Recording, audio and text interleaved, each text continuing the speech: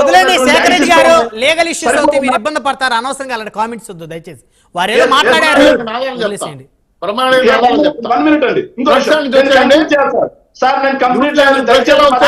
శ్రీనివాస్ రెడ్డి గారు, శ్రీనివాస్ చౌదరి గారు ఆగండి, ఒక్క నిమిషం ఆగండి. శేఖర్ రెడ్డి ముఖ్యమంత్రిని పట్టుకొని తాలిబాన్తో సంబంధాలు ఉన్నాయి, పాకిస్తాన్ ఎలా మాట్లాడతారు? మీ నాయకుడు శేఖర్ రెడ్డి గారు అలాంటి వ్యాఖ్యలు చేస్తే అనవసరంగా మీరు లీగల్ గా ఇష్యూస్ ఎదుర్కొంటారు. దయచేసి అది వద్దు. మన చర్చ అంతవరకు అంతవరకే మాట్లాడుకుందాం. మన పరిధిలో మన హద్దులు దాటి ఎప్పుడైతే మనం మాట్లాడుకుంటామో మనం అనవసరమైనటువంటి వాటిలో ఇరుక్కొని అనవసరంగా ఇబ్బంది పడాల్సి వచ్చింది. దయచేసి అలాంటి బ్రహ్మనాయుడు గారు ఆగండి సార్. ఈ రోజు ఎందుకు ఇట్లా మాట్లాడుతున్నారు? మీరు రోజు ప్రశాంతంగా కూల్ గా ఉండేవాళ్ళు, ఈ రోజు ఎందుకు ఇలా మాట్లాడుతున్నారు? ఒక నిమిషం ఆగండి. ముఖ్యమంత్రి గారికి చెప్పాను, అనవసరమైన వ్యాఖ్యలు చేస్తే అనవసరమైనటువంటి తలపోటు తెచ్చుకోవాల్సి వచ్చింది. దారిని పోయే కంప తలకు తగిలించుకున్నట్టు ఉంటది. శేఖర్ రెడ్డి గారు సార్ మీరు 1 మినిట్ ఆగండి. మా పార్టీ అధినాయకుడి మీద తీవ్రవాదులతో సంబంధాలు ఉన్నాయి అని చెప్పి అతను మాట్లాడారు కదా. నేను వాళ్ళ పార్టీ ముఖ్యమంత్రి తప్పే, మీరు మాట్లాడడం తప్పే, ఇద్దరు మాట్లాడింది తప్పే, ఆ యాంగిల్ అసలు మాట్లాడకూడదు. ఇద్దరు మాట్లాడింది తప్పేనండి, ఇద్దరు మాట్లాడింది తప్పే. సమంజసమేనా అని నేను అడిగాను. శేఖర్ రెడ్డి గారు నన్ను మాట్లాడలేదు దయచేసి. ఒక్క మాట. శ్రీనివాస్ రెడ్డి గారు కాంట్రవర్సీ స్టేట్మెంట్ ఇవ్వటం వల్ల ఇలాంటి సమస్యలు అధికారంలో ఉండేవాళ్ళు అదుపులో పెట్టుకుని కాంట్రవర్సీ స్టేట్మెంట్ ఇచ్చాడు కాబట్టి ఇప్పుడు ఆయన శేఖర్ రెడ్డి గారు మాట్లాడుతున్నాడు.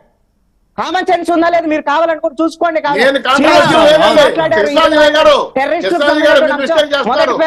జగన్మోహన్ రెడ్డి గారికి డ్రగ్ కంట్రోల్ వచ్చింది చెప్పగలరా? ఆ న్యూజిలాండ్ ఎలా వచ్చింది? 8,000 కోట్ల రూపాయలు ఇచ్చాడు. ఎవరిపై మధ్యస్థం చేశారు?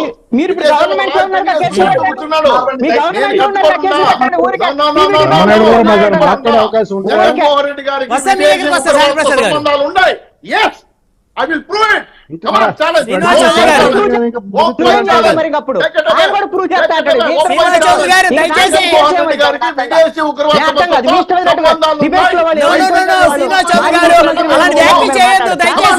శ్రీనివాస్ చౌదరి గారు ఆయన ఒక మాజీ ముఖ్యమంత్రి. సో దయచేసి ఇలాంటి వ్యాఖ్యలు చేయొద్దు. దయచేసి చర్చా వేదికలో ఇలాంటి వ్యాఖ్యలు చేయొద్దు. బహిరంగంగా ప్రజలు చూస్తున్నప్పుడు ఇలాంటి వ్యాఖ్యలు చేయొద్దు. ఆయన ఒక మాజీ ముఖ్యమంత్రి, వాళ్ళ తండ్రి గారు ఒక దివంగత ముఖ్యమంత్రి, ఆ కుటుంబం ఈ రాష్ట్రానికి సర్వీస్ చేసింది. ఈ వ్యాఖ్యలు రాజకీయంగా మాట్లాడాలి. చంద్రబాబు నాయుడు గారిని అరెస్ట్ చేయడం తప్పని చెప్పండి, లేకపోతే అన్యాయంగా కేసులు నిర్మించారని చెప్పండి. ఈ వ్యాఖ్యలు దయచేసి శాంతి ప్రసాద్ గారు కంక్లూజన్ ఇవ్వండి. శాంతి ప్రసాద్ గారు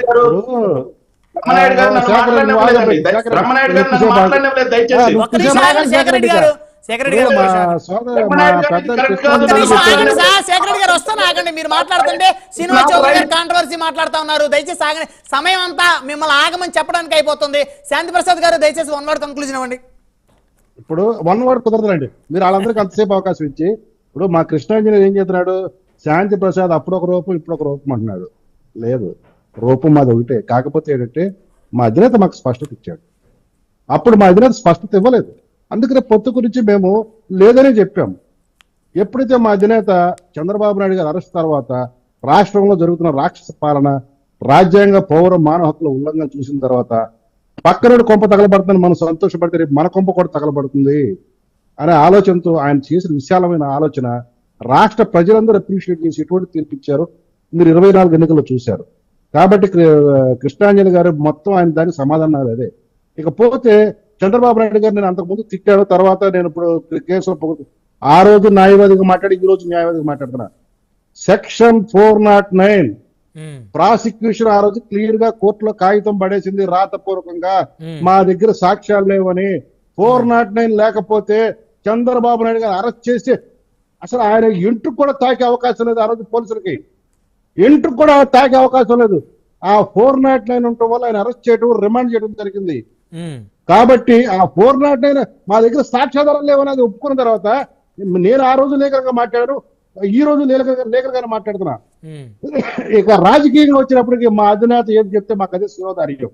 మా అధినేత మాట మేము కాదనం. ఒక కరుడు కట్టిన జన సైనికులుగా. ఇంకా పోతే మా సోదరుడు శేఖర్ రెడ్డి సరే ఏ అంశాలు లేవనెత్తున్నాడు, మేము ఒకటే చెప్తున్నాం. 2019 నుంచి 24 వరకు మీరు పలు జీవోలు ఇచ్చారు. ఆ జీవోలన్నిటి మీద మేము కోర్టులకు వెళ్ళాం. హైకోర్టు మీకు వరల్డ్ రికార్డులో మట్టుకెళ్ళేసింది. మీరు కూడా ఇప్పుడు వెళ్ళమంటున్నాం. మీరు సమంజసం అనుకుంటే మిమ్మల్ని అప్రిషియేట్ చేస్తే, కాదనుకుంటే ఇంకో మట్టిగా వేస్తుంది ప్రతిపక్షంలోకి వచ్చిన తర్వాత. ఇక అక్కడికి వదిలేస్తే ఇంకొక విషయం చెప్తా. మొన్న ఈ మధ్య ఒక డిబేట్ లో చూసి శేఖర్ రెడ్డి పవన్ కళ్యాణ్ గారు పంచాయతీరాజ్ నుంచి 82 లక్షల రూపాయలు తన సొంత ఇంటికి వాడుకున్నాడని ఒక దిక్కుమాల స్టేట్మెంట్ చూశాను. ఎక్కడి నుంచి వచ్చిందని చూస్తే వైసీపీ అధికార సోషల్ మీడియాలో ఉంది.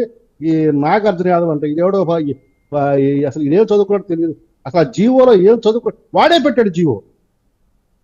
ఆ యొక్క కార్యాలయము ఇరిగేషన్ డిపార్ట్మెంట్ చెందిన కార్యాలయము.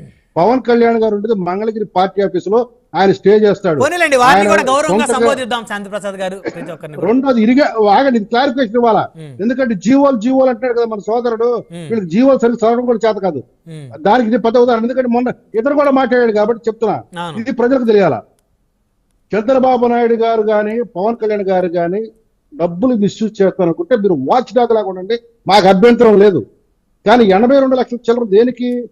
ఆ ఇరిగేషన్ కార్యాలయంలో పవన్ కళ్యాణ్ గారు ఉంటున్న మంత్రిత్వ శాఖకు సంబంధించిన ఆఫీసులో మొదటి అంతస్తు గ్రౌండ్ ఫ్లోర్ లో సిబ్బంది, అంటే కార్యాలయ సిబ్బంది, రక్షణ సిబ్బంది మరియు అక్కడ వచ్చిన వారి కోసం సౌకర్యాల కోసం, వెసులుబాటు కోసము, కల్పన కోసం 9 నెలల కోసం జారీ చేసిన డబ్బులవి. అందులో పవన్ కళ్యాణ్ ఇది తాడేపల్లి ప్యాలెస్ లో 45 కోట్లు ప్రభుత్వ సొమ్ముతో ఏసీలు పెట్టుకొని ఎత్తు పప్పులు తిని ఎలుకలకు కూడా ఒక్కొక్కదానికి 1,02,00,000 ఇచ్చుకున్నట్టుగాను, గోడలు కట్టించుకున్నట్టుగాను ఇట్లా ఏమీ చేయలే.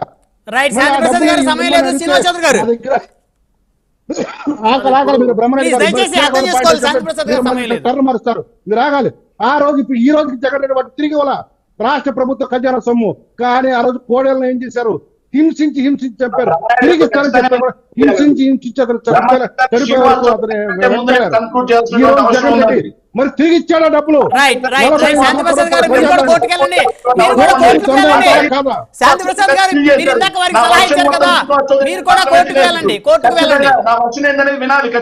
నేను అదే చెప్పా. మరి మన సోదరుడికి నువ్వు కూడా కోర్టుకు పోని.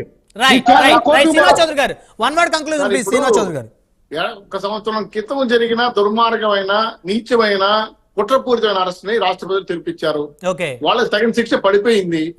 ప్రజలు పెట్టే మేమేం శిక్ష చేసేది? ఇంకా వాళ్ళ పార్టీ ఉంటుందా ఉడుతుందా వాళ్ళ ఇష్టం. అయితే ఈ రోజు రాష్ట్రంలో ప్రజలందరూ కష్టాల్లో ఉన్నారు. విజయవాడ వరదల్లో ఉన్నాం. మేము ఈ రోజు పెద్ద ఎత్తున పార్టీలకు అతీతంగా స్వచ్ఛంద సంస్థలు అందరూ కలిసి ప్రజలకు సేవ చేస్తున్నారు. కానీ ఆ చీకటి రోజులు గుర్తు చేసుకొని బాధపడుతున్నాం. ఆ రోజు ప్రజాస్వామ్యాన్ని కాలరాశారు, మానవ హక్కుల్ని, పౌర హక్కుల్ని దున్నేశారు, పూర్తి స్థాయిలో రాష్ట్రాన్ని విధ్వంసం చేశారు. కాబట్టి ప్రజలు తిప్పించారు. ఈ రోజు మాకు 164 సీట్లు కుటుంబకి ఇచ్చారంటే ఒళ్ళు దగ్గర పెట్టుకొని ప్రజలు సేవ చేస్తాము. కూడా పొరపాటు చేసి ఉండము. బ్రహ్మనాయుడు గారు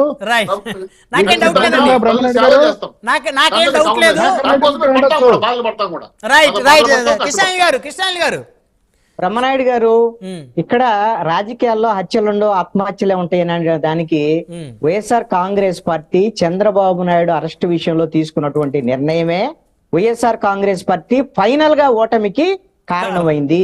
మిగతా అంశాలన్నీ ఒకటి నెగిటివ్ గా ఉన్నప్పటికీ కూడా దాని వల్ల రాజకీయ పరమైనటువంటి ఐక్యత అనేటువంటిది ఆంధ్రప్రదేశ్ లో ప్రతిపక్షాల ఐక్యతకి ఆ అరెస్టు కారణమైంది. కాబట్టి వైఎస్ఆర్ కాంగ్రెస్ పార్టీ ఫైనల్ గా ఇప్పుడు ప్రతిపక్ష హోదా కూడా లేకుండా 11 సీట్లకు పడిపోయినటువంటి పరిస్థితి అయితే మాత్రం ఉంది.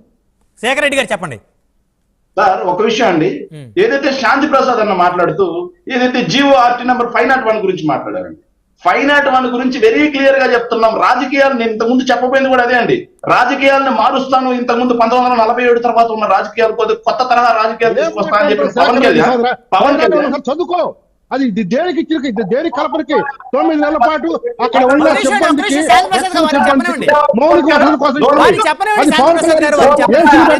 మరుగుదొడ్లు కడగడానికి వీటికి కాదు. పవన్ కళ్యాణ్ గారు ఉండేది ఆఫీస్ లో.